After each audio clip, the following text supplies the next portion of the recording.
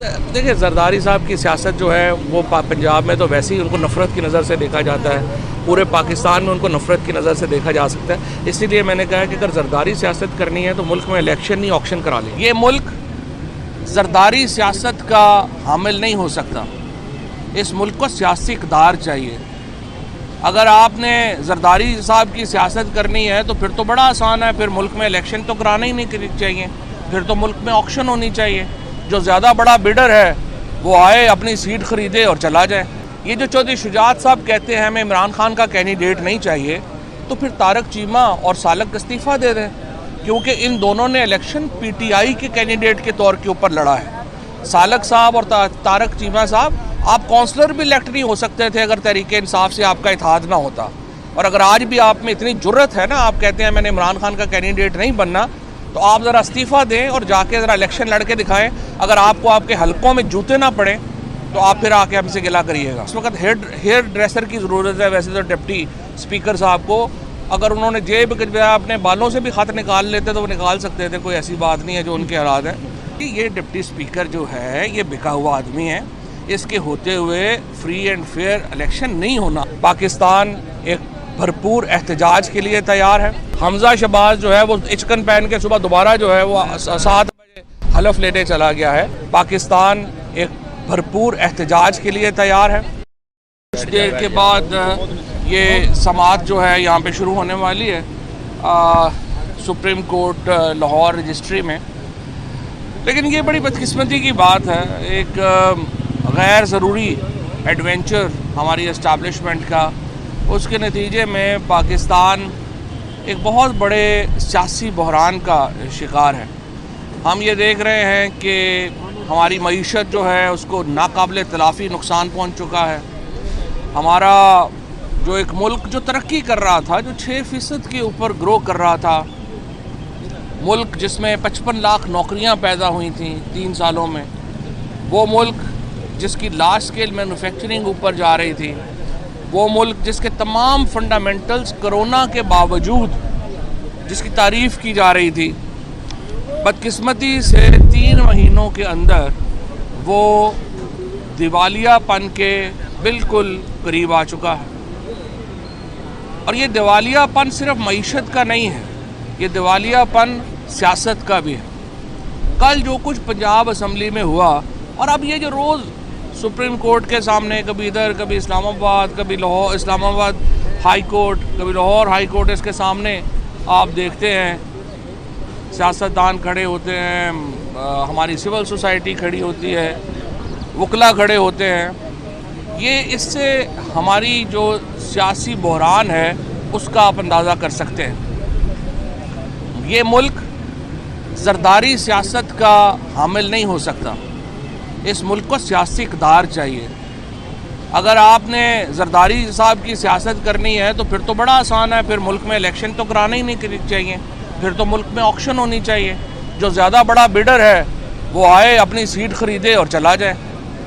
कल जो deputy speaker ने किया, जिस तरीके से आवाम के मैंडेट के ऊपर डाका डाला गया, उसके बाद मुल्क में आइनी और सियासी तौर के ऊपर एक ऐसा माहौल है जैसे जंग के बाद एक हाल होता है, क्योंकि आपने आइन को मिलिया मेट कर दिया है। सुप्रीम कोर्ट में हम आए हैं, सुप्रीम कोर्ट जाहिर है इस केस को सुनेगी। बड़े कम वो प्रपोजिशंस होती हैं, बड़ी कम ये वाक़यात होते हैं जहाँ पे मुल्क के सारे सीनियर वकील जो हैं वो मुत्तफ़िक हो जाएं, और इस पर पूरे मुल्क के वकला जो हैं, पूरे मुल्क के जो सीनियर कानूनदान हैं वो यकसू हैं कि ये जो रूलिंग है स्पीकर की आइन और कानून के ख़िलाफ़ है।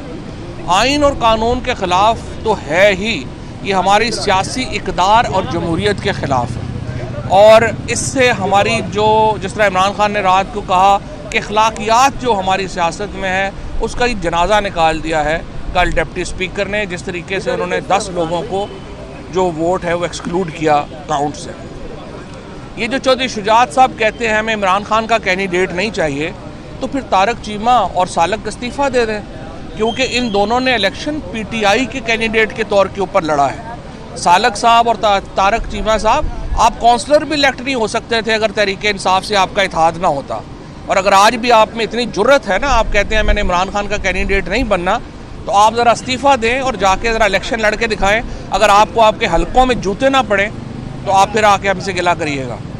ये जो सारे लोटे इकट्ठे हो गए हैं और इस वक्त ये जो तारक चीमा और सालक जो शुजात साहब को रात को एक हॉस्टल बना के, एक आदमी जो बीमार है, शुजात साहब का ज़ाहिर है इस वक्त उनको जो है वो पार्किंसन है, बीमार हैं, हमने बड़े तवील अरसे से उनकी फ़ैसला करने की सलाहियत का सब कुछ पता है कि बड़ी महदूद है। जिस तरीके से उनसे इन्होंने जाके कागज़ पे अंगूठा लगवा लिया, और वो ख़त भी आप देखें कि वो ख़त सिर्फ डिप्टी स्पीकर की जेब से निकला है।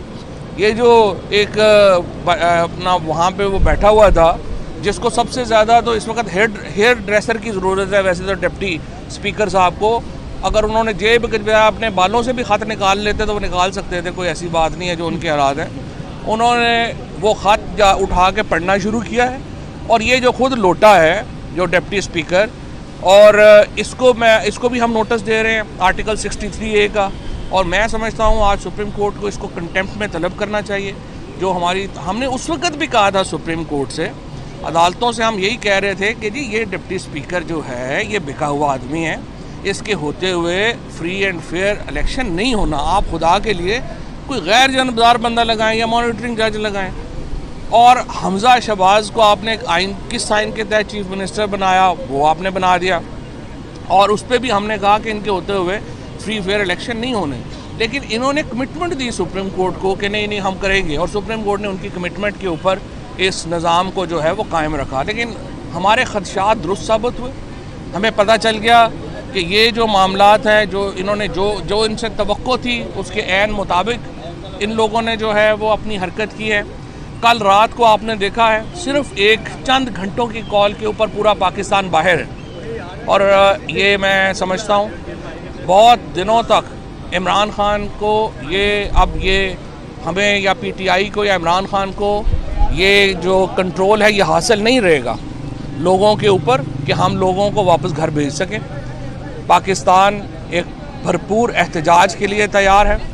वो तमाम कुव्वतें जिन्होंने इन बोनों को पाकिस्तान के ऊपर मुसल्लत किया है, मैं उनसे भी कहना चाहता हूँ मज़ीद पाकिस्तान के साथ खिलवाड़ बंद करें। पाकिस्तान को इन सियासी बोनों से, जिनका सिर्फ ईमान ही ये है कि जो नोटों की गड्डियों के ऊपर खड़े होकर अपना कद बढ़ाने की कोशिश कर रहे हैं, उनसे जान छुड़ाना बहुत अहम है पाकिस्तान के लिए। आज सुप्रीम कोर्ट इस केस की समाअत कर रही है, और मुझे पूरी उम्मीद है कि सुप्रीम कोर्ट इसका जो बैकग्राउंड है, जब हमने पिछले आर्गूमेंट्स किए